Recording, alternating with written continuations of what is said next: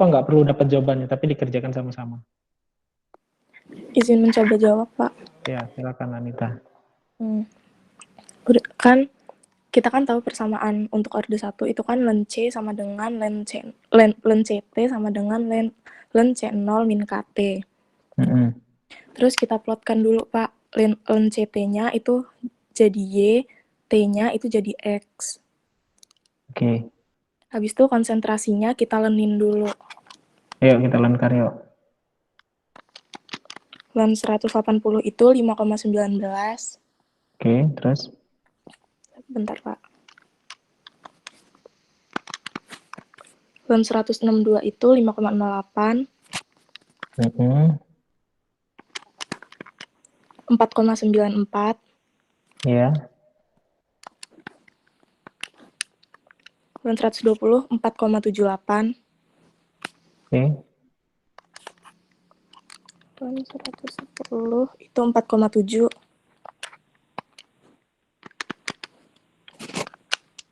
Len 105 4,65. 4,65. Terus kita plot ya. Y-nya ini, sumbu Y-nya ini, sumbu X-nya ini. Coba berapa hasil persamaannya? Y sama dengan? Silakan. Yang lain juga ya, dibantu ya. Pakai Excel boleh ya kalau untuk latihan sekarang, tapi untuk ujian kalau bisa sudah bisa pakai kalkulator.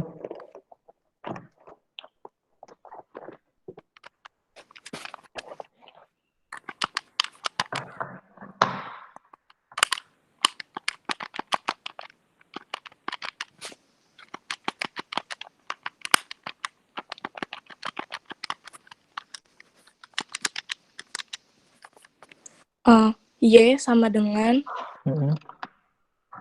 A-nya itu len C0-nya itu dapat 5,213.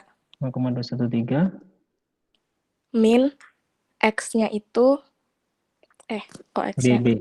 BK-nya itu dapatnya ini nggak min kan, Pak, jadinya, Pak? Iya, ditulis dulu aja min berapa hasilnya. 0,038. Oke, berarti nilai K-nya sama dengan 0,038 per Nilai. bulan. Iya. Nah, terus yang ditanya apa? T 0,9 dulu yang dicari. Iya. Berapa rumusnya? Apa rumusnya? 0,105 per K.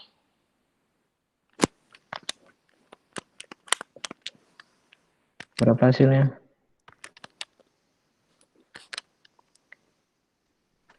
2,763, Pak. Apa satuannya? Per bulan. Bulan ya? Enggak per lagi ya, ya, bulan. Ya, bulan. Ini berapa hari berarti? Kali 30 aja. 2,763 kali 30. 82,89 hari.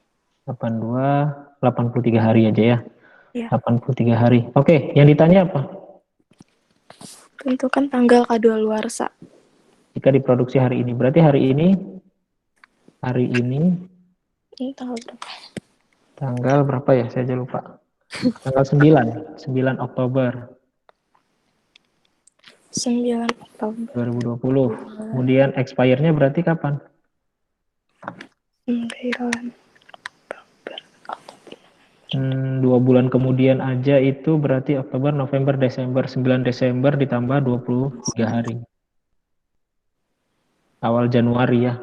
Tanggal Oke. Berapa? 3 atau 4 Januari? 5 nggak sih, Pak? 5 ya.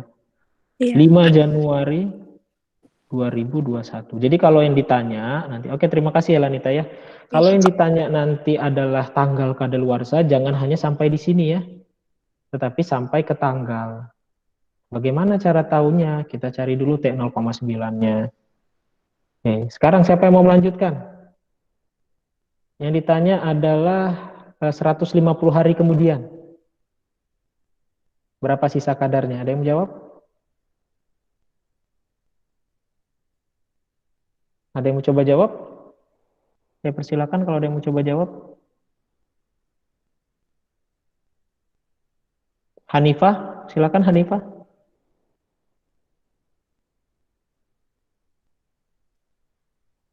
Ya, coba Hanifah. Ayo dicoba. Pakai rumus yang mana nih ya, Pak? Pakai rumus yang mana aja? Pakai rumus yang ini nih. Berarti len C, kita boleh nggak pakai hari, 150 hari, atau kita rubah dulu, Hanifah?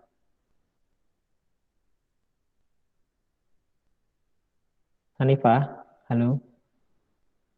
Ya, Pak. Ya, jangan dimatikan dulu mikrofonnya. Len, kita bisa nggak pakai langsung 150 hari?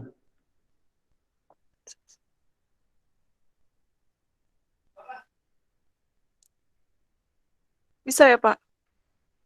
150 per 30. Kenapa di per 30, tahu nggak kenapa? Karena dari bulan itu. Iya, karena yang ditanya hari, sementara satuan kita adalah bulan. Berarti harus kita samakan satuan waktunya ya. 150 hari itu berarti kan 150 dibagi 30 ya, berapa bulan berarti? 5 bulan, Pak. 5 bulan ya, berarti hasilnya berapa? 5,213 dikurang dalam kurung 0,038 dikali 5. Berapa hasilnya?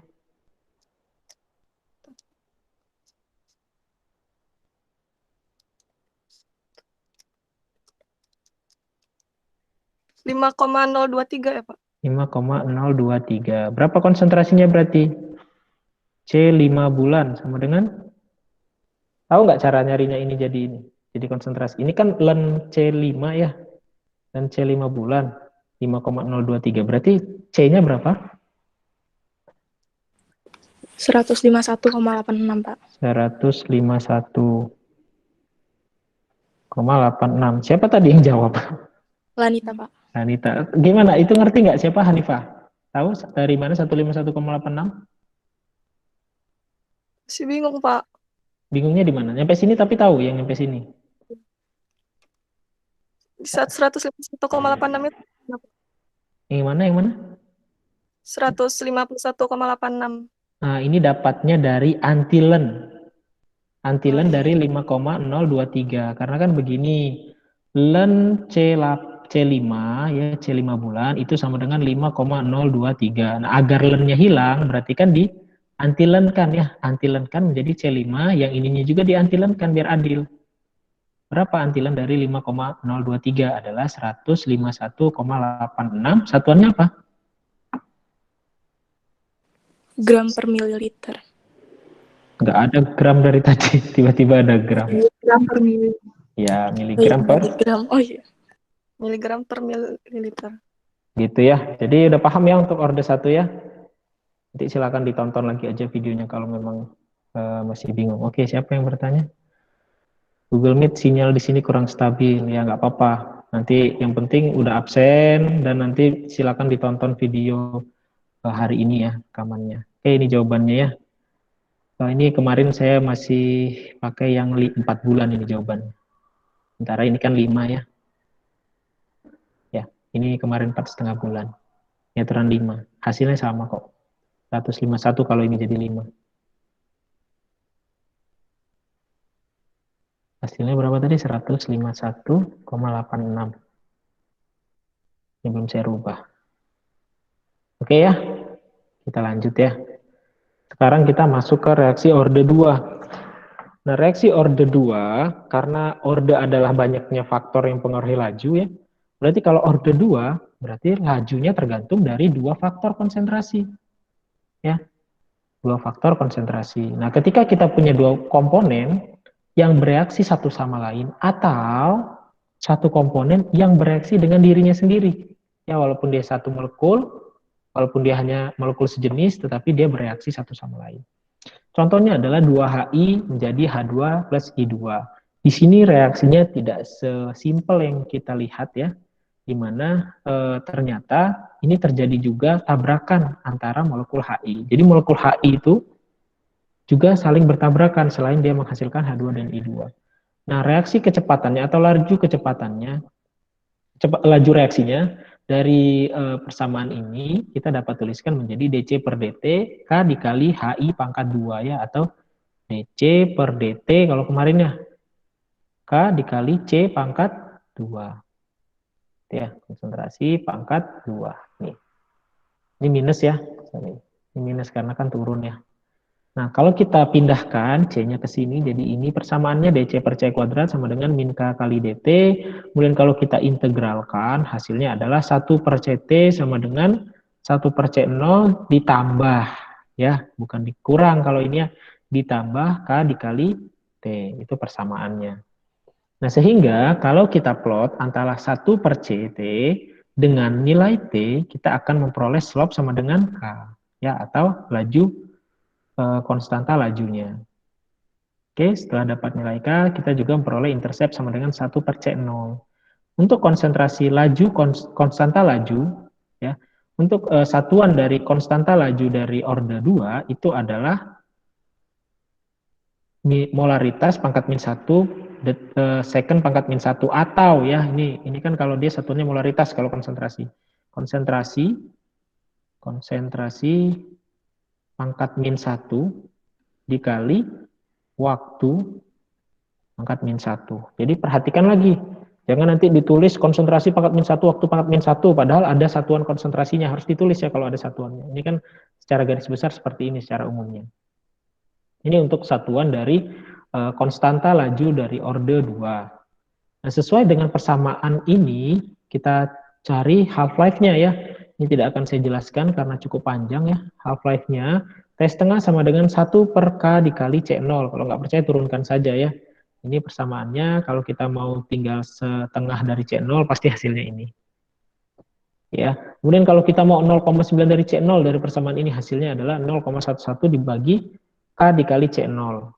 Ini adalah persamaan untuk reaksi orde 2 ya. Ini 3 ini persamaannya harus kalian tahu. Nah, sehingga untuk orde 2 kalau kita lihat dia dipengaruhi oleh C0 juga, T setengah maupun T 0,9 atau usia simpannya. Ya. Jadi dia sama seperti orde 0. Nah, sekarang ada juga reaksi orde 2 beda konsentrasi awal. Kalau tadi konsentrasi awalnya sama, molekulnya juga sama. Nah, sementara yang paling umum terjadi ya itu adalah reaksi orde 2 yang konsentrasinya berbeda. Nah, untuk kasus yang umum terjadi ini biasanya nggak sama ya konsentrasi reaktannya atau konsentrasi zat aktifnya dari kedua obat tersebut. Nah, sehingga persamaannya dapat ditulis seperti ini. DC per DT sama dengan min K dikali A kecil. A ini adalah konsentrasi dari molekul A, konsentrasi awal, dikurang X adalah jumlah yang terdegradasinya, dikali B atau konsentrasi awal dari B dan dikurang jumlah zat yang terdegradasinya. Nah, sehingga kalau kita integrasikan persamaan tadi, kita memperoleh persamaan K sama dengan 2,303 per T kali A min B, ya, A kecil B kecil, log dikali log B A min X per A dalam kurung B min X. Ini ada persamaannya. Nah, penyusunan ulang persamaan itu kita dapat tulis seperti ini. T sama dengan log B per A ditambah 2,303 per K kali A min B log A min X per B min X. Sehingga kalau kita plot T terhadap log A min X per B min X, kita akan memperoleh nilai slope adalah 2,303 per K kali A min B. Oke, seperti ini gambarnya nanti. Dia kurvanya ke atas, bukan ke bawah. Makanya dia positif slope-nya. Nah, ini hanya untuk wawasan kalian ya, karena tidak akan kita bahas di farmasi fisik. Nah, untuk lebih jauh. Untuk wawasan kalian bahwa persamaannya bisa seperti ini. Karena ini panjang ya, contoh soalnya juga ini cukup panjang, sehingga saya tidak akan menjelaskan di farmasi fisik ya. Mudah-mudahan ada mata kuliah khusus untuk stabilitas misalkan. Nah, kemudian ada orde 1 semu. Kemarin ada orde 0 semu. Ternyata nggak cuma orde 0 yang semu, tetapi orde 1 semu juga ada. Nah, reaksi orde 1 semu ini didefinisikan sebagai reaksi orde 2 atau peningkatan yang dibuat berkelakuan seperti reaksi orde 1. Ya, jadi dia sebenarnya orde 2, tetapi kelakuannya ya atau lajunya itu seperti orde 1. Mengapa bisa seperti itu? Karena salah satu dari zat ya, salah satu dari dua reaktan tadi memiliki perbedaan konsentrasi yang sangat berlebihan, ya sangat beda sekali konsentrasinya. Ya, salah satunya itu jumlahnya sangat berlebihan. Nah, atau tetap pada kadar tertentu dibandingkan zat lainnya. Jadi ada dua zat, tetapi ketika terdegradasi yang satunya ini sangat berkurang sedikit sekali atau tidak signifikan. Ya, dengan demikian laju reaksi ditentukan oleh satu reaktan saja. Jadi kita hanya menghitung laju degradasi satu reaktan saja. Meskipun ada dua reaktan, ya, dua reaktan yang mengalami degradasi. Karena tidak mengalami perubahan kadar yang berarti selama reaksi penguraian. Yang satunya besar sekali. Perubahan sedikit itu tidak berarti bagi konsentrasi atau reaktan yang satunya. Nah, yang satunya yang konsentrasinya kecil ini akan sangat berarti sehingga kita akan mengukur kadar yang kecil saja. Begitu ya maksudnya, karena ada dua yang berbeda signifikan. Nah, sekarang contoh soalnya ya untuk orde 2. Misalkan ada konsentrasi obat 12,4 dan seterusnya ya, waktunya hari satuannya. Nah, tentukan usia simpan obat tersebut. Kemarin tadi kan kita ingat ya, persamaannya adalah 1 per CT sama dengan 1 per C0 plus K dikali T. Nah, sehingga ketika kita memplot antara 1 per C dengan waktu, kita akan memperoleh nilai slope adalah K. Bagaimana 1 per C ini Pak maksudnya? Gampang. 1 dibagi 12,4, 1 dibagi 1,93, dan seterusnya. Kalau tidak percaya dicoba saja. Oke. Nah, sehingga kalau kita lihat, ternyata kalau laju reaksi atau data reaksi hasil degradasi ini kita plot antara waktu versus konsentrasi, ternyata kurvanya nggak linear. Ya, kurvanya seperti ini. Ini kan kita nggak mau ya pakai data yang kurvanya seperti ini, karena R-nya aja kecil sekali ya, 0,65, artinya nggak linear. Nah, kalau nggak linear, kita nggak bisa pakai slope-nya sebagai nilai K. Kemudian kalau kita coba ln C versus T untuk data yang tadi, ternyata masih nggak linear, masih 0,85 R kuadratnya. Sementara jika kita plot 1 per C versus T, baru dia R-nya 1. Ya, masih ingat ya, kalau R itu semakin mendekati 1 atau bahkan 1 berarti semakin linear R kuadratnya. Nah, di sini bahwa ada hubungan. Kalau begitu ya, kalau ada linearitas, berarti ada hubungan. Hubungannya yang bisa kita lihat laju reaksinya, konstanta lajunya, itu dapat kita lihat dari nilai slope-nya. Ya, sehingga persamaannya adalah 0,01 Y sama dengan 0,01 ditambah 0,1452 X. Berarti berapa nilai K-nya? K-nya adalah 0,1452. Positif satuannya. Oke. Selanjutnya, yang ditanyakan apa? Usia simpan. Apa rumus usia simpan untuk orde 2? Apa umur usia simpannya? 0,9.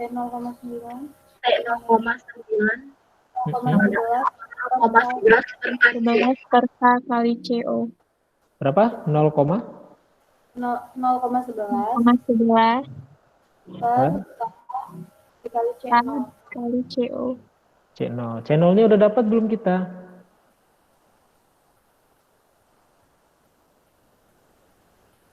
Udah dapat belum? Ini kan intercept-nya 0,01 ya. Tadi kan 1 per C0 sama dengan intercept. Intercept-nya adalah 0,01. Betul ya? Betul nggak? Iya, Pak. Betul ya, 1 per C0 kan tadi ya. Ditambah K kali T. Nah, kita udah dapat nih persamaannya. Ternyata 0,01 intercept-nya. Berarti C0-nya berapa? 100. 100. Ya, 100 ini apa satuannya? Apa tadi? Miligram per mili. Miligram per mili. Oke, kita masukkan sekarang. Sama dengan 0,11. Kan tahu dari mana C0-nya?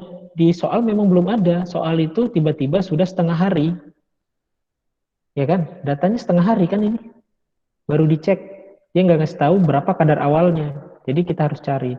Beda halnya kalau seandainya T-nya 0, ini adalah 12,4. Berarti ini adalah C0-nya. Kalau dia 0. Tapi ini 0,5. Berarti belum ada C0-nya atau tidak diberitahu C0-nya. Kita cari dengan cara ini. 0,11 dibagi berapa? dibagi K. K-nya berapa? 0,1452 dikali 100. Berapa hasilnya? 75,7. 75,7. Apa satuannya? 75 hari, yakin? Ini dikalikan dulu ya. Ini dikalikan dulu, baru jadi pembagi. Jadi 0,11 dibagi 14,52. Berapa hasilnya?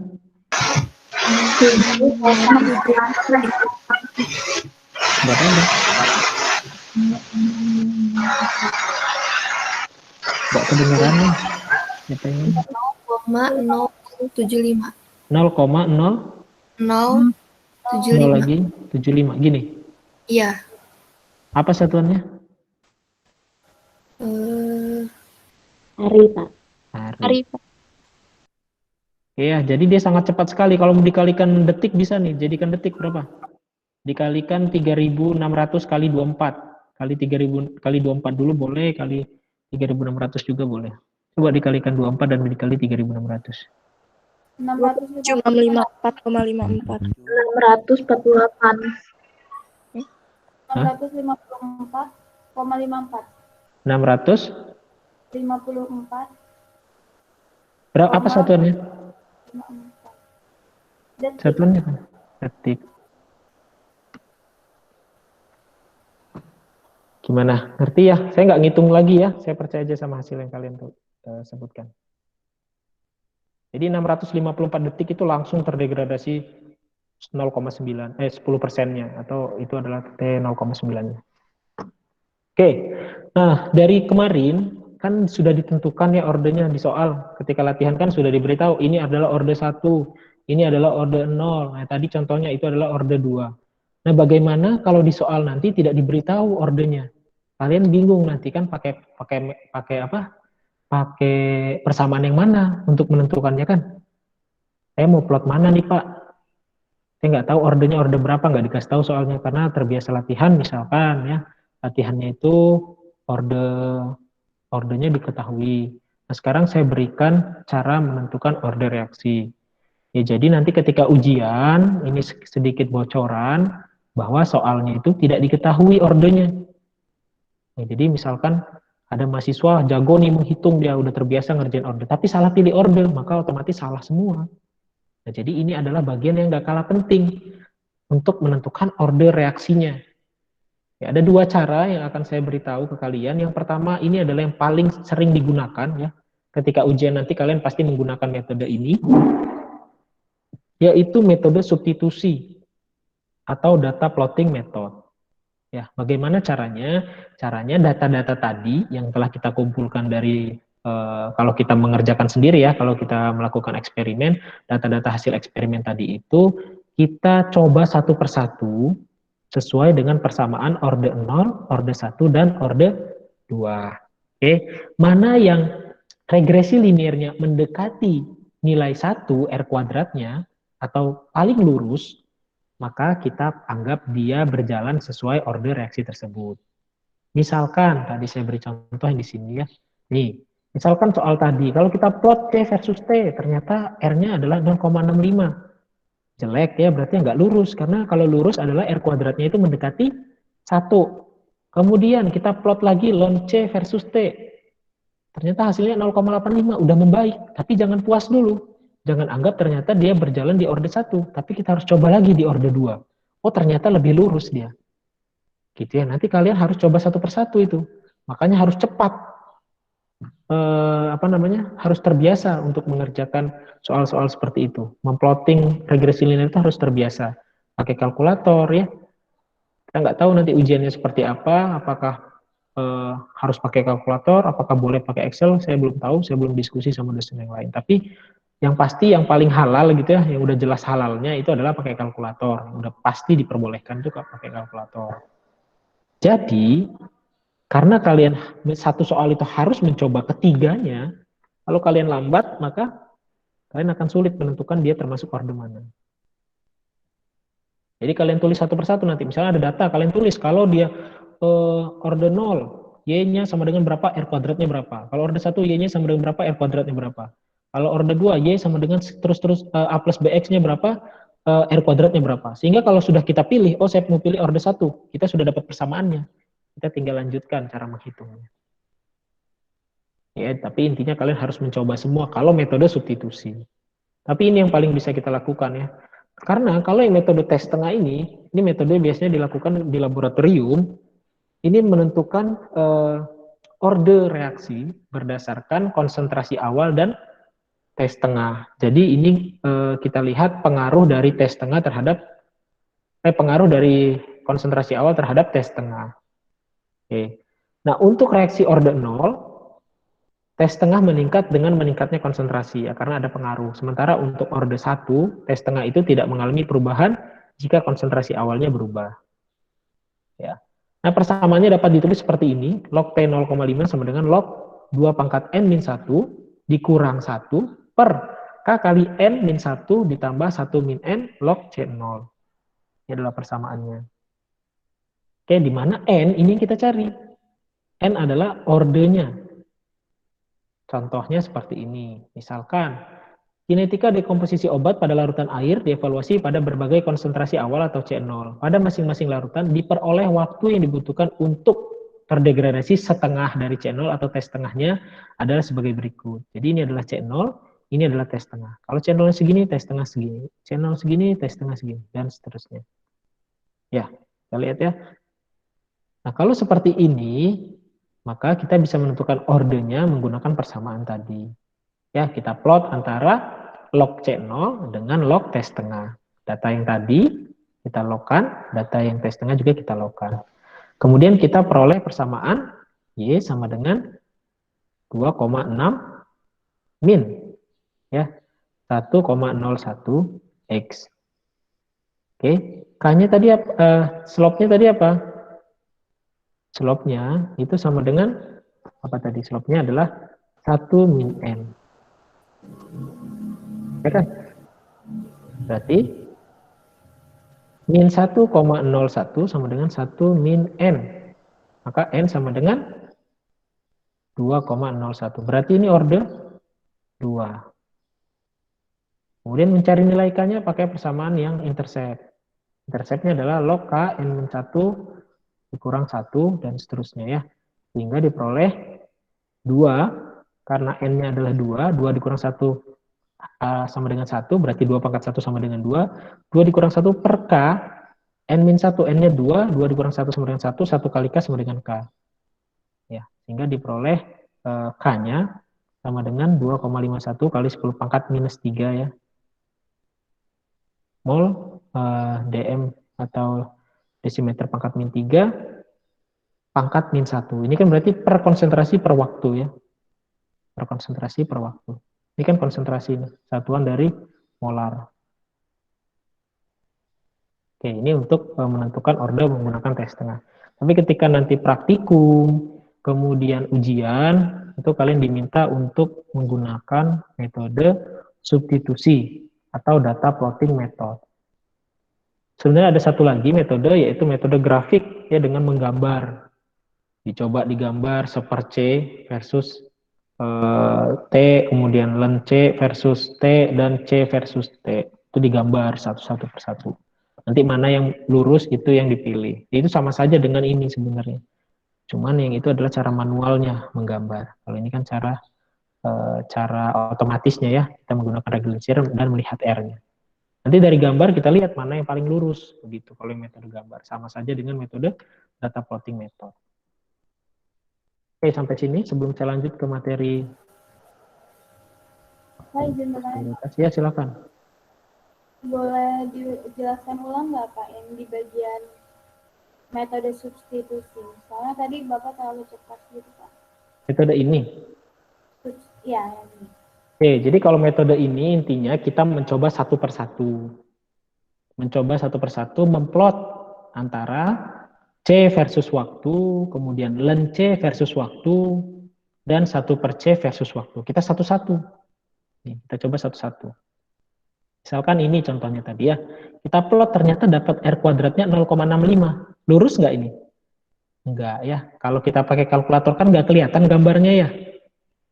Kalau kita pakai Excel kelihatan gambarnya. Kita bisa bilang, oh ini nggak lurus Pak. Kalau pakai kalkulator tahunya dari mana lurus atau tidak? Tahunya dari nilai R kuadrat atau R square. R square-nya kalau dia mendekati 1 atau sama dengan 1 berarti lurus. Gitu. Jadi setelah kita coba satu per satu, C versus T, ln C versus T, kemudian 1 per C versus T, kita cari nilai R kuadrat yang paling mendekati 1 atau kalau bisa 1 dari kalkulator itu ya. Kalau dari gambar kan kita bisa lihat nih mana yang lurus gitu kan ya. Kalau dari kalkulator kan nggak kelihatan, kita lihatnya di R square. Nah setelah dicoba satu per satu, tentukan mana R kuadrat atau R square yang paling dekat dengan 1. Nah kalau misalkan yang paling mendekati 1 adalah 1 per C versus T, berarti reaksi tersebut berjalan, laju degradasinya mengikuti orde 2. Sehingga kalau ditanya T setengahnya atau usia simpannya, pakai persamaan orde 2. Jangan pakai orde 1 atau orde 0. Begitu juga sebaliknya. Jika ternyata dia laju degradasinya mengikuti orde 0. Misalkan C versus T-nya dia mendekati 1, sementara yang ini enggak. Ya, kita gunakan persamaan orde 0 untuk menentukan T setengah, kemudian T 0,9-nya, dan seterusnya. Pokoknya gunakan persamaan orde 0.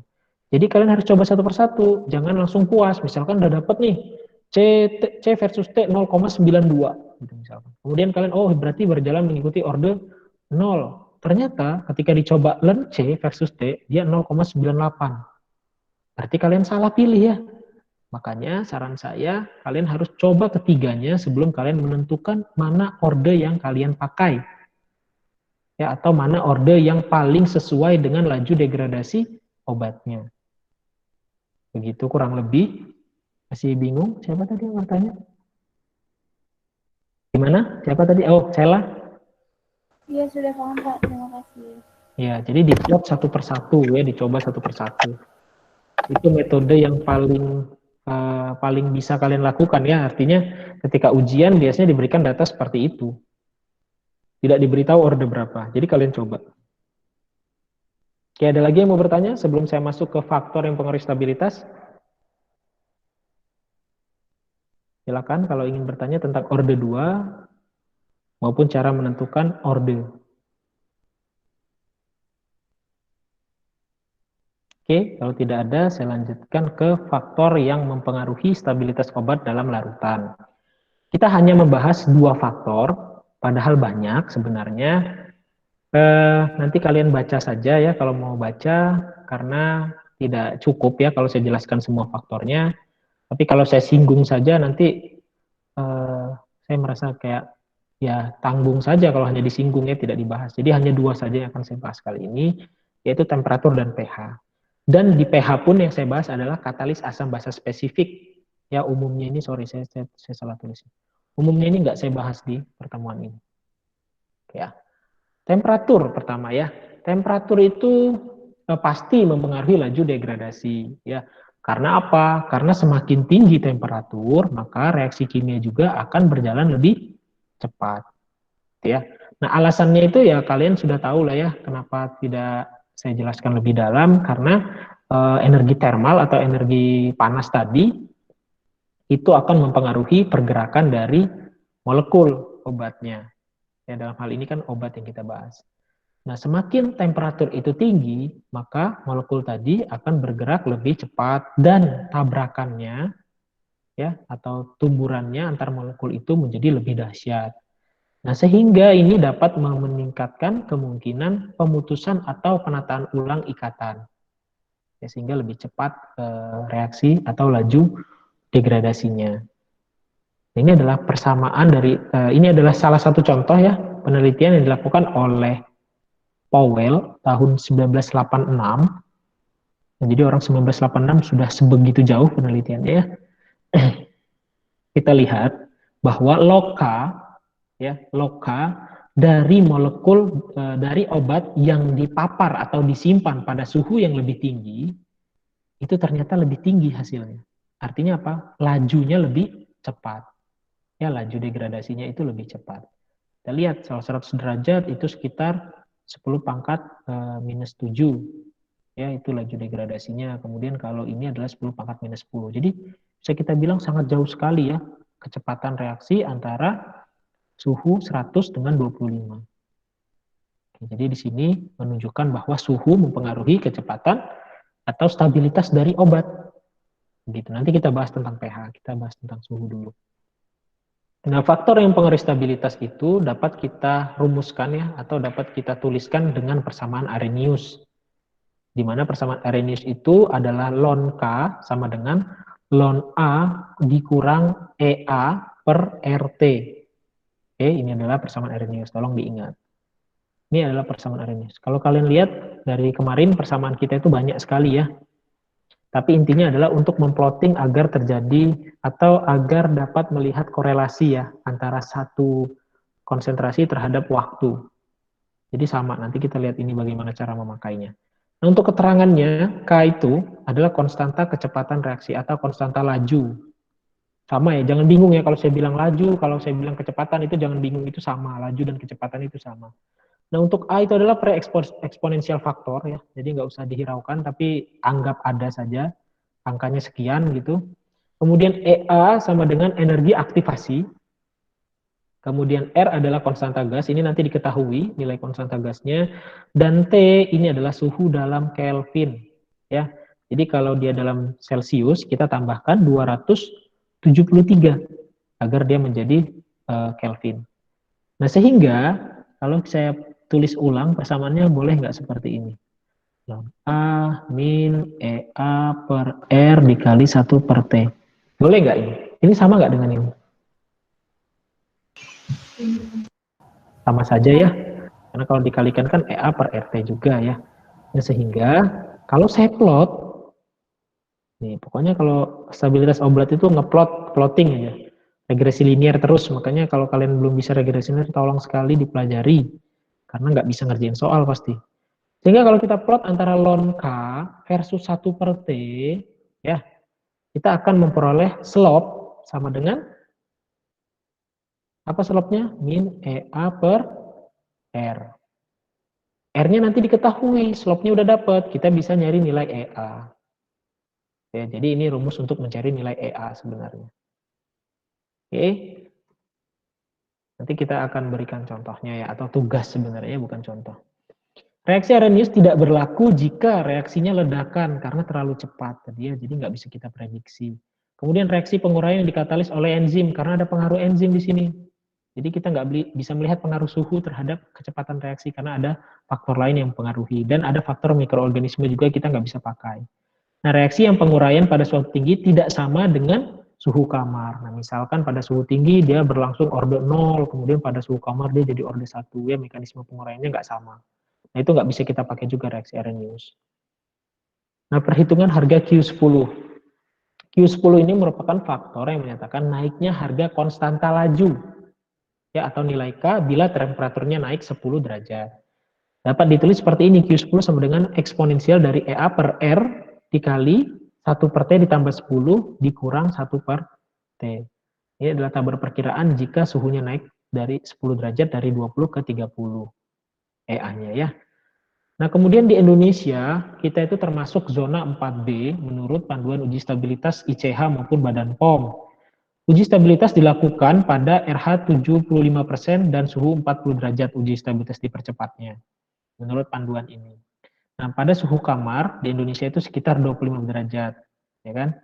Nah, sehingga selisih dari suhu dipercepat dengan suhu kamar itu kan 15 derajat, bukan Q10 berarti ya. Karena tadi kan Q10 adalah naiknya konstanta laju bila temperatur naik 10 derajat. Sementara ini naiknya 15 derajat. Sehingga kalau kita mau menghitung Q-nya, bisa kita tulis Q delta T, kalau dalam hal ini adalah Q15, sama dengan Q10 pangkat delta T atau 15, ya contoh yang ini per 10. Kita dapat Q delta T. Itu Q tadi adalah faktor yang menyatakan naiknya harga konstanta laju. Oke. Dengan menggunakan persamaan Arrhenius, kita dapat melakukan uji stabilitas dipercepat pada suhu yang lebih tinggi. Jadi bayangkan kalau kita tidak bisa melakukan uji stabilitas dipercepat. Misalkan kita mau produksi obat nih, saya mau produksi obat generik misalkannya, ya saya mau mendaftarkan produk saya ke Badan POM. Terus ditanya, mana uji stabilitasnya? Ini Pak, saya baru 3 bulan ujinya, atau saya baru 6 bulan. Oh, berarti usia simpan kamu 6 bulan. Kan seperti itu ya, karena real time. Nah, sehingga kalau kita coba di suhu yang lebih tinggi, maka kita bisa memprediksi obat tersebut bisa bertahan berapa lama, meskipun ujinya masih belum sampai ke tanggal tersebut. Ya, misalkan begini salah satu contohnya, uji stabilitas dipercepat, suhu 40 derajat selama RH 75% dilakukan selama 6 bulan. Kalau dia stabil, dianggap stabil selama 2 tahun. Itu salah satu guideline dari ICH. Ya, kalau dia stabil pada suhu uji stabilitas dipercepat selama 6 bulan, maka dia dianggap stabil selama 2 tahun. Sehingga cukup 6 bulan saja kita melakukan uji stabilitas, kemudian kita daftarkan produk kita dengan data uji stabilitas yang bagus ya. Kalau nggak bagus ya berarti nggak bisa juga ya selama 2 tahun. Maka kita akan memperoleh usia simpan 2 tahun. Gitu. Jadi dengan memanfaatkan persamaan Arrhenius kita bisa melakukan uji stabilitas lebih cepat ya. Jadi ya tidak perlu menunggu 2 tahun. Nggak perlu kan kita stabilitas 2 tahun baru bisa dapat usia simpan 2 tahun. Kan kelamaan ya. Udah buatnya susah. Kemudian uji stabilitas 2 tahun baru bisa daftarin produk ya, keburu sudah banyak ruginya nanti perusahaan itu. Gitu ya.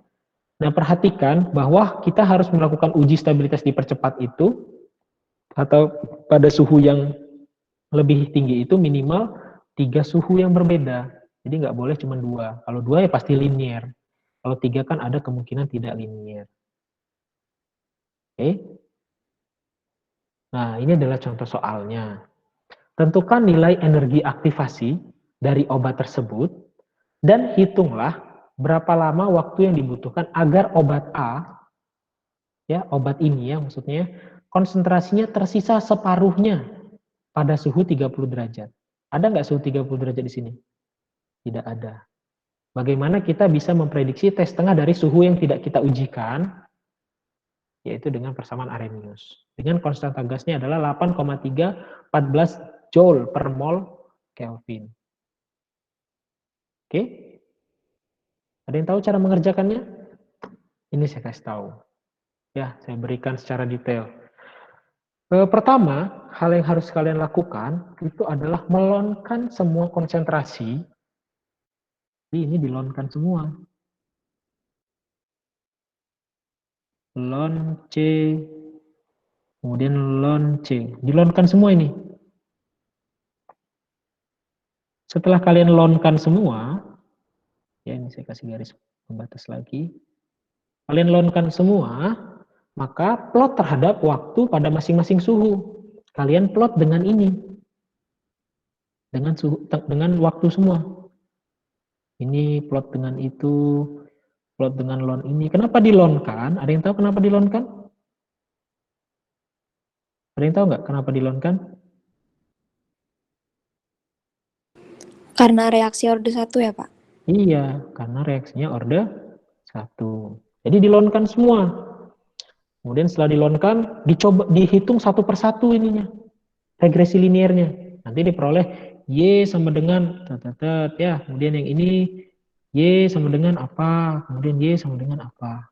Oke, dengan mengetahui ini kita dapat nilai apa? Dapat nilai, ada yang tahu fungsinya kita mau cari nilai apa ini?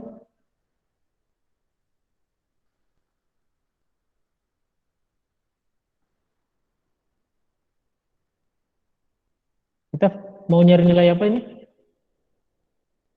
Ada yang tahu? Setelah kita plot semuanya. Kita mencari apa? Ada yang tahu setelah kita plot dapat persamaan, kita mau apa sih dari persamaan itu? Ada yang tahu? Ada? Siapa tadi yang jawab? Kecil benar suaranya. Halo, siapa tadi? Mencari energi aktivasi bukan, Pak? Mencari nanti ya, energi aktivasi ini akhirnya kita mau cari ini, tapi kan belum bisa nih. Kenapa? 1 per T ada nggak? 1 per T ada. Tinggal aja yang ini kan. Ini kan T. 1 per T berarti 1 per 25 ditambah 273. Yang ini 1 per 25 ditambah 40. 1 per 50 ditambah 2, kok 25 sih? 40 ya, sorry. 40 ditambah 273. Kemudian 50 ditambah 273. Ini kan 1 per T nih. Ini 1 per T semua nih. Yang belum ada apa? Ini. K-nya pada masing-masing suhu itu belum ada kita. Maka dengan persamaan ini kita dapat K suhu 25, K suhu 40, K suhu 50. Nah, ya, makanya kita nilai K pada masing-masing suhu. Setelah udah ada tadi ya nilai K-nya, plot antara ln K, K-nya kita lonkan semua nanti hasilnya, versus 1 per T. 1 per T itu yang ini. 1 per 25 tambah 273, 1 per 40 ditambah 273, dan 1 per 50 ditambah 273. Kenapa ditambah 273? Karena yang di soal itu suhunya masih dalam bentuk Celcius.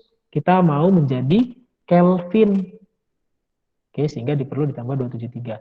Setelah kita plot, kita dapat apa? Kita dapat slope-nya. Slope-nya apa? EA per R. Ya, sorry ya, ini minus ya. Min EA per R. Ini adalah slope-nya. Oke, setelah dapat slope-nya, kita mencari nilai EA. Baru ya, setelah dapat nilai EA, belum selesai. Karena yang ditanya, T setengah pada 30 derajat. Kita harus nyari apa? Kita harus mencari nilai K pada 30 derajat. Karena belum ada, adanya K pada 25, K pada 40, dan K pada 50. Kita cari K pada 30 derajat. Gimana caranya? Kita pakai yang ini. Ln K sama dengan ln A min EA-nya sudah ada, R-nya ada, T-nya tinggal kita jadikan ini. 30 ditambah 273. EA-nya sudah dapat belum? Sudah ada. Ya. R-nya sudah ada. Gimana? Bingung nggak? Sudah ada semua. Ln A-nya sudah ada dari persamaan yang kita plot tadi. Jika plot ln K versus seperti kan kita dapat ln A juga, intercept-nya. Sehingga nanti kita dapat nilai K pada suhu 30 derajat. Baru kita mencari T setengahnya 0,693 per K suhu 30. Selesai. Ada yang bingung? Bingung Pak, karena panjang jalannya. Iya, jalannya panjang sekali untuk soal ini. Jadi kalau ujian nanti ada soal ini ya celakalah kalian ya kalau lambat berhitung. Karena ini panjang sekali memang ya. Caranya memang panjang. Tapi biasanya kalau ada soal seperti ini waktunya juga diperpanjang kok. Tenang saja. Intinya pahami setiap persamaan, pahami apa yang bisa kita ambil dari persamaan itu. Itu. Ada yang masih bingung? Kalau tidak ada, saya lanjutkan. Oke, saya lanjutkan ya. Baik, kalau tidak ada ya. Selanjutnya adalah faktor pH. Ya, bahwa larutan dari berbagai obat itu akan mengalami peningkatan laju degradasi saat ditambahkan asam atau basa. Ya, larutan dari berbagai obat, sangat banyak obat yang apabila pH-nya berubah, maka dia degradasi atau laju degradasinya juga akan berubah. Sebentar ya. Nah, pH memiliki pengaruh yang sangat signifikan dalam laju dekomposisi dari obat. Karena apa? Karena mereka dapat meningkatkan hidrolisis ya. Karena mereka dapat menyebabkan hidrolisis dari larutan. Ya, pH tadi, perubahan pH itu akan mempengaruhi kecepatan hidrolisis dari suatu larutan. Nah, biasanya untuk meminimalkan efek ini, kita memformulasinya pada pH stabil maksimumnya. Ya, menggunakan buffer. Nah, kalau kita sudah melakukan uji ini, udah tahu nih, oh stabilnya di pH 4 misalnya, atau di pH 5, maka kita gunakan buffer pada pH tersebut. Oke. Nah, ketika hukum laju untuk dekomposisi yang dipercepat, seperti itu ditemukan dan dipengaruhi oleh konsentrasi ion hidrogen atau konsentrasi ion hidroksil, dan tidak dipengaruhi oleh konsentrasi asam dan garam yang digunakan, maka reaksinya dikatakan katalis asam basa spesifik. Maksudnya apa ini? Maksudnya dia tidak peduli pakai buffer apa, mau buffer fosfat, mau buffer apa lagi? Buffer fosfat, terus buffer apa lagi yang kalian tahu buffer itu? Asetat, Pak. Iya, buffer asetat. Pokoknya dia nggak peduli buffernya. Tapi kalau dia pH-nya berubah, maka dia stabilitasnya berubah. Ya ini namanya asam basa spesifik. Kalau asam basa umum, dia dapat dipengaruhi oleh buffer yang digunakan. Lebih repot lagi, kita pertimbangkan juga buffer apa yang cocok untuk ini. Jadi lebih panjang lagi nanti penjelasannya. Sehingga saya cukupkan di stabilitasnya pada pH asam basa spesifik, ya, pengaruh asam basa spesifik saja. Jadi dia hanya peduli terhadap konsentrasi ion hidrogen dan ion hidroksil saja. Dia nggak peduli dia menggunakan buffer apa. Oke. Nah, contohnya seperti ini. Ini adalah hidrolisis dari ester pada grup prokain. Ya, kalau kita lihat. Ini adalah prokain dengan adanya asam maupun basa, dia dapat mengalami hidrolisis ya sehingga menjadi bentuk yang tidak aktif. Begitu juga dengan amida pada kinkokain. Nanti kita bahas ya di minggu depan itu kira-kira faktor-faktor dari gugus yang mempengaruhi stabilitas ya. Faktor-faktor dari gugus obat. Nah, kalau kita lihat di sini link amidanya nih ya atau ikatan amidanya pecah akibat adanya basa pada kinkokain. Kemudian contohnya pilokarpin juga. Pilokarpin kalau kita lihat di sini dengan adanya asam ataupun basa dia akan membentuk asam karboksilat. Ya pecah cincinnya. Sehingga jadi asam pilokarpik, bukan pilokarpin lagi. Nah, ini kan akan berubah efeknya ya. Degradasi ini menyebabkan efeknya berubah, kadarnya juga pasti berubah karena yang terukur kan kadarnya pilokarpin. Kalau pilokarpin sudah jadi ini nggak diukur lagi kadarnya kan. Nah, ini adalah contoh dari penelitian ya. Dia meneliti bagaimana pengaruh dari pH terhadap degradasi kodein sulfat. Kalau kita lihat pada suhu 60 derajat ya, ini hanya untuk mempercepat saja reaksinya. Kalau kita lihat, berarti stabilnya di pH berapa? Si kodein sulfat ini, kalau dari gambar ini. Kalau dari gambar ini kira-kira dia stabilnya di mana? Di sini atau di sini? Ini A ya, kita tulis A. Atau di B? Di B, Pak. Di B. Ya, karena dia konstanta lajunya lebih kecil. Ya, 10 pangkat minus 9. Yang ini 10 pangkat minus 6. Seterusnya. Oke, jadi kita sudah bisa tahu, oh ternyata kodein sulfat stabil di pH ini. Oke, kita berarti buat di buffer pH sekian. Nah, itulah kenapa kita harus melakukan studi preformulasi uji stabilitas obat. Ya, uji stabilitas zat aktifnya. Kan kemarin saya singgung di preformulasi. Ya, agar kita tahu mau kita buat di pH berapa. Ini salah satu contohnya ya. Misalkan dia mau dibuat injeksi, dan seterusnya. Kalau kita buat padatan, selesai. Karena kita hanya membahas untuk dalam larutan. Ada sendiri pertemuannya untuk padatan itu, tetapi biasanya itu di mata kuliah khusus stabilitas obat. Jadi kalau kita di Farvis nggak sanggup ya kita bahas sampai sana, nggak sanggup di waktu, karena waktunya nggak cukup. Jadi saya hanya membahas tentang faktor mempengaruhi stabilitas obat dalam larutan saja. Oke. Nah, ini dapat dilihat juga bahwa pengaruh pH terhadap fotodegradasi ya, atau degradasi akibat adanya cahaya dari ciprofloxacin. Nah, ternyata pH ini juga mempengaruhi stabilitas terhadap cahaya selain hidrolisis. Ya, ternyata dengan adanya cahaya, jika disimpan pada pH yang berbeda, maka kecepatan degradasinya juga akan berbeda. Ini kita lihat ternyata pH 4 untuk ciprofloxacin itu yang paling stabil di antara pH-pH yang lain. Jadi kita buat, kalau membuat injeksi cipro, di pH yang seperti ini. Oke. Nah, sehingga kalau kita tulis persamaannya ya, Kops ini adalah konstanta laju hidrolisis yang ditentukan dari eksperimental. Ya, jadi kalau hasil eksperimental itu namanya Kops. Hasil eksperimental itu sama dengan Kops. Kemudian K0 ini merupakan konstanta laju ya dari solvent. Ya, dari katalis solvent, atau sebenarnya pelarutnya itu yang menyebabkan dia mengalami laju. Mengalami degradasi, sorry. Kemudian KH plus dan KOH ini merupakan konstanta laju dari katalis asam basa spesifik, dan KHX dan KX ini merupakan konstanta laju dari asam basa umum.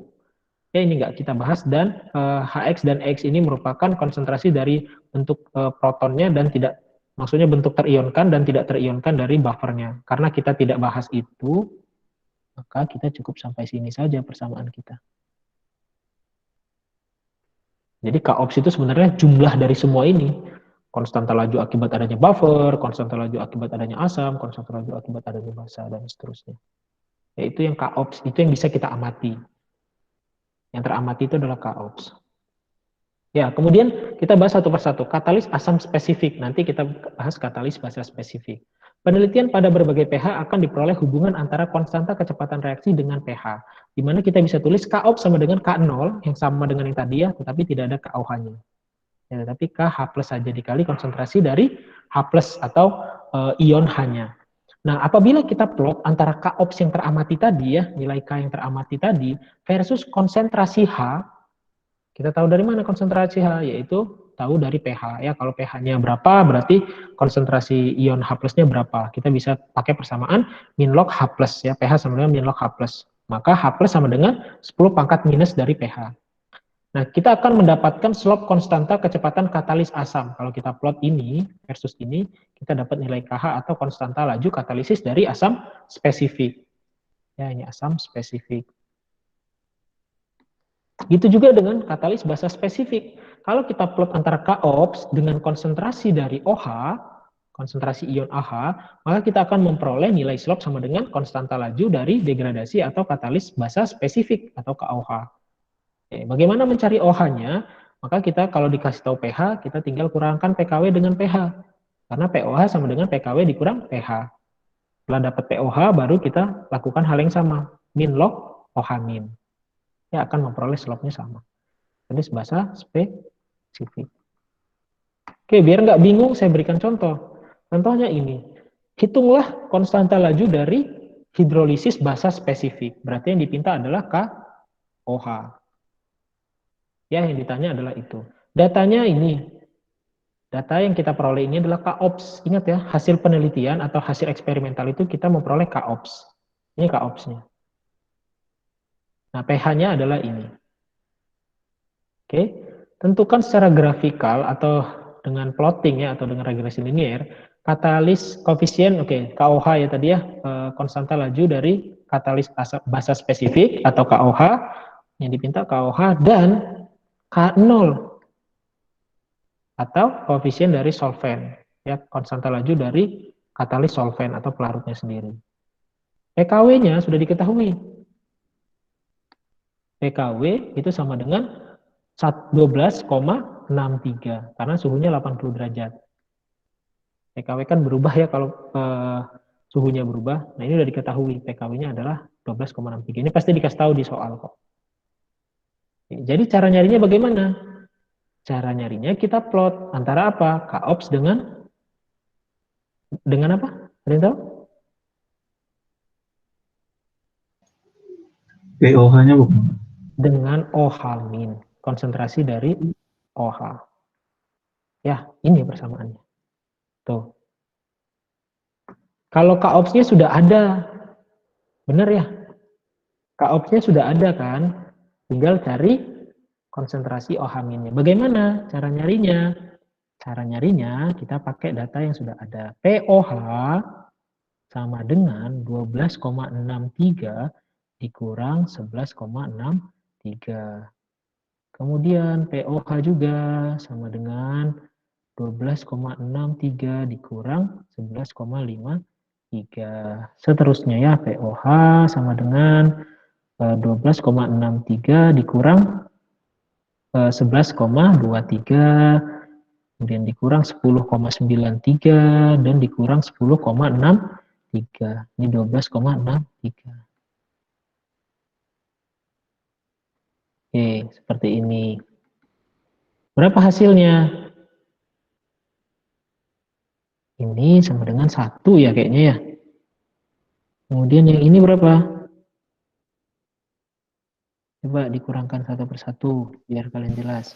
1,1. 1,1 terus 1,4. 1,4 terus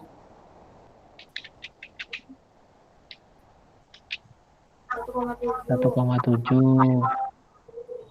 2. Itu 2. Kita udah dapat POH-nya ya. Ya, saya tulis, saya hapus dulu ya di sebelah sininya. Udah tahu ya POH dapatnya dari mana? Berarti POH-nya, hari ini nggak ada yang bisa lebih cepat apa yang ngapusnya ya. Oke, ntar ya, biar kalian tuh paham kalau langsung diberikan soal tuh. Jadi tahu fungsinya. Oke, kita dapat tadi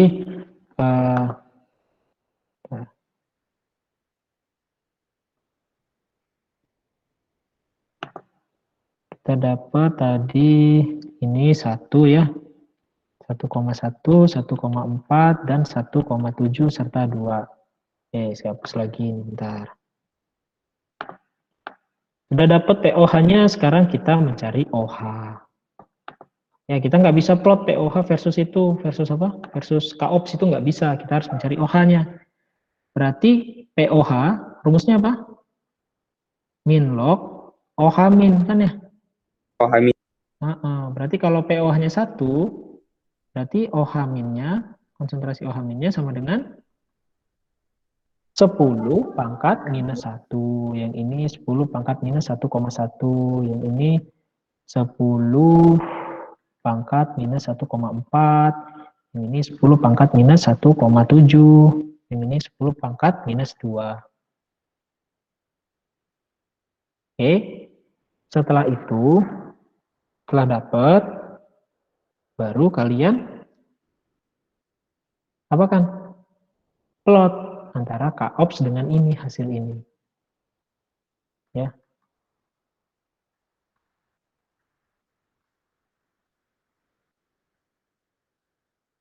Oke, begitu ya. Tadi tugas satunya adalah yang Arrhenius. Nah, tugas 2-nya, sudah, ntar saya jawab dulu ya ini ya. Nah, sehingga setelah kita plot, ternyata diperoleh Y sama dengan, kalau nggak percaya plot aja ya, 2,0 kali 10 pangkat minus 8 per detik. Sorry, ini mah nggak perlu ya per detik ya, karena dia masih persamaan. Ini adalah persamaannya, kalau nggak percaya. Ingat tapi, ada yang kalian lupa nggak nih? Ini plotnya antara 5,5 kali 10 pangkat minus 7 ya. Ini ada 10 pangkat minus 7-nya loh. Bukan cuma 5,5 saja, tapi 5,5 kali 10 pangkat minus 7, 4,4 kali 10 pangkat minus 7, dan seterusnya ya. Kalian plot dengan ini. Maka persamaannya ini. Y sama dengan 2,0 kali 10 pangkat minus 8. Apa satuannya, plus apa minus? Minus ya. Plus ya, sorry. Plus 5,2 kali 10 pangkat minus 6x. Gitu ya.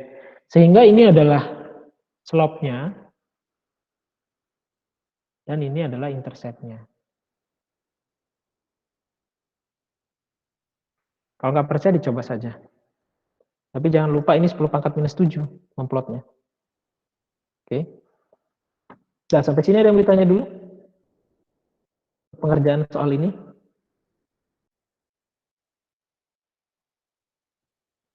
Ada? Pak, izin bertanya, Pak. Iya, silakan. Itu 2 kali 10 pangkat min 8 itu dari mana ya, Pak ya? Ini dari intercept. Dicoba saja kalau nggak percaya, plot saja. Ini plot 5 kali 5 kali 10 pangkat minus 7 versus 0,1 ya ini ya, 10 pangkat minus 1. Kemudian kalau dia KOPS-nya 4,4 kali 10 pangkat minus 7, maka OH-nya adalah 10 pangkat minus 1,1 dan seterusnya. Itu hasilnya ini. Jadi diplot di grafik itu, Pak? Iya, diplot di grafik. Diplot di regresi linear. Y-nya adalah KOPS. KOPS. Ya, KOPS-nya ingat dikalikan 10 pangkat minus 7 dan X-nya adalah OH min, konsentrasi OH min tadi yang sudah dipangkatkan dengan minus-minus ini ya. Nih.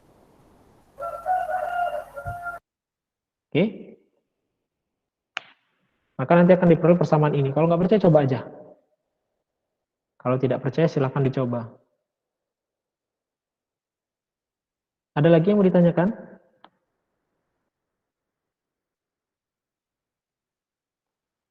Ada lagi?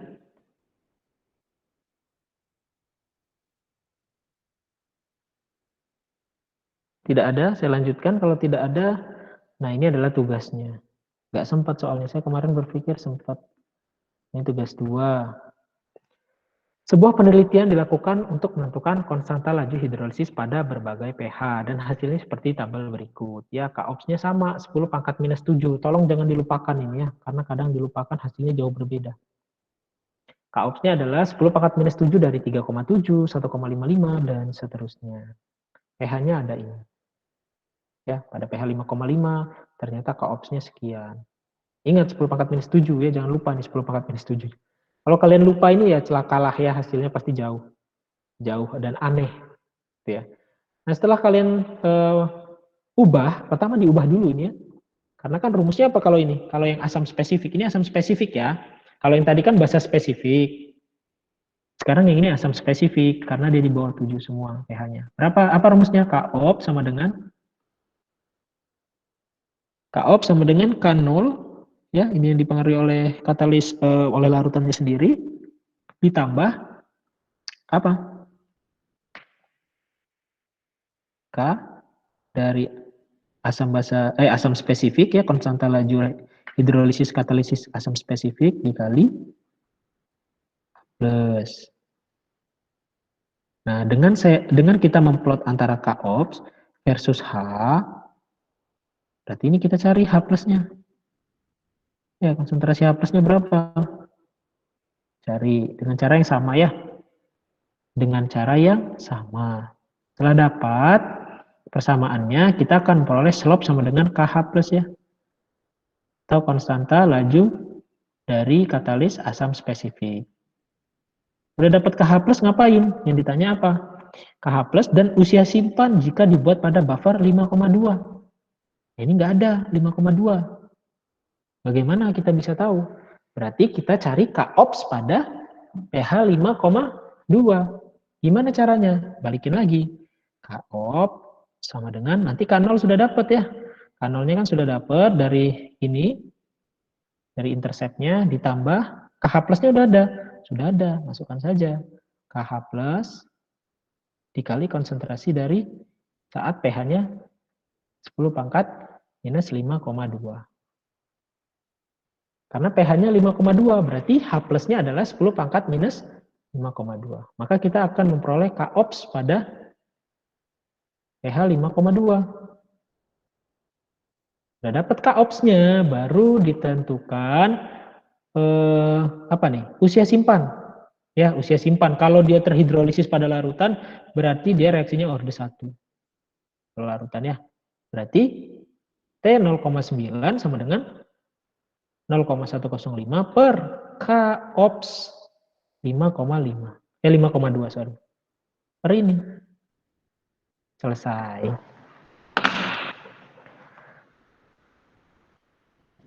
Gimana? Berarti? Jadi kita bisa menentukan usia simpan dari obat yang kita tidak lakukan uji pH-nya. Gitu ya. Jadi dengan adanya linearitas, adanya hubungan tadi, kita bisa mengambil hubungannya dan menentukan usia simpan pada pH yang berbeda. Oke.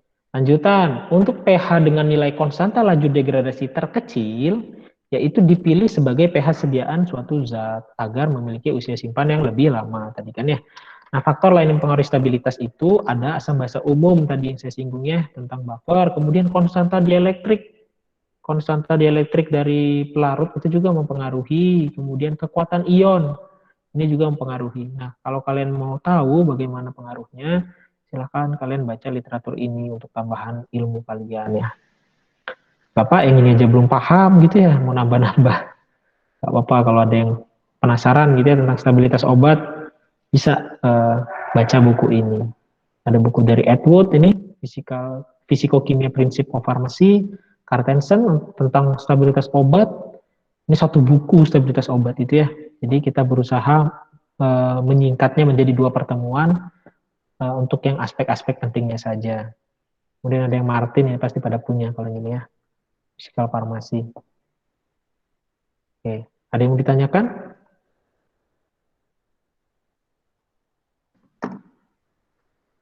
Tugasnya dikumpulkan minggu depan jam 6 subuh terakhir ya. Jadi Jumat jam 6 itu terakhir dikumpulkan agar kita bisa bahas di minggu depan itu. Oke, ada yang mau ditanyakan sampai di sini sebelum saya tutup? Saya persilakan kalau ada yang mau bertanya.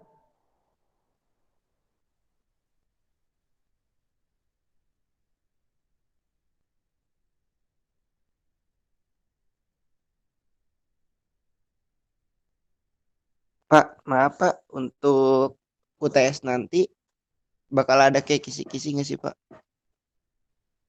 Kisi-kisinya ini aja, sama dengan yang dikuliahkan aja. Jadi dipelajari saja semuanya. Gitu ya. Dipelajari saja semuanya. Nanti mana yang keluar itu ya nggak tahu ya. Kalau saya kasih langsung misalnya ini tentang degradasi mengikuti order 0 dipelajari atau pengaruh suhu dipelajari, ya nanti nggak ini ya, nggak surprise. Semuanya Ya, pokoknya Pak. dipelajari ya. Tapi setiap pertemuan pasti ada soalnya kalau dari saya ya. Karena nanti kan ada dari Bu Erga. Bu Erga 3 pertemuan kan ya untuk farmasi fisik. Saya 3 juga, nanti Pak Saleh sebelum UTS ada 1. Jadi nanti porsinya Bu Erga itu 3 pertemuan atau 3/7 kali 100% lah gitu istilahnya kalau mau dibilang porsi. Nah biasanya dosen itu tetap di setiap soal, di setiap pertemuan itu ada soalnya gitu walaupun 1. Jadi nggak ada pertemuan yang tidak ada di ujian. Jadi pasti ada di setiap pertemuan itu diujikan. Oh, maka tugas yang namanya itu Sebentar, tadi nggak kedengaran suaranya. Siapa tadi? Yohana ya? Silakan diulang. tugas pertama tadi silakan Pak belum diangkat. Tugas pertama belum di screenshot. Iya, belum di-screenshot. Temennya ada yang sudah screenshot? Nanti saya share kok ini slide-nya. Karena ini kan pertemuan terakhir untuk kinetika dan stabilitas ya minggu depan. Bukan terakhir ya. Ini minggu terakhir untuk kinetikanya. Minggu depan kita masih tentang stabilitas, tetapi mekanisme degradasi dari obat. Ya kalau yang ini kita tentang kinetikanya. Jadi nanti saya berikan kok slide-nya. Ini saya share. Terima kasih Pak. Ya, nanti saya share langsung ya untuk slide-nya. Kemarin udah banyak yang saya revisi juga dari slide ini. Karena ternyata ada beberapa soal itu saya masih kurang ini ya, ada kekeliruan di beberapa soal.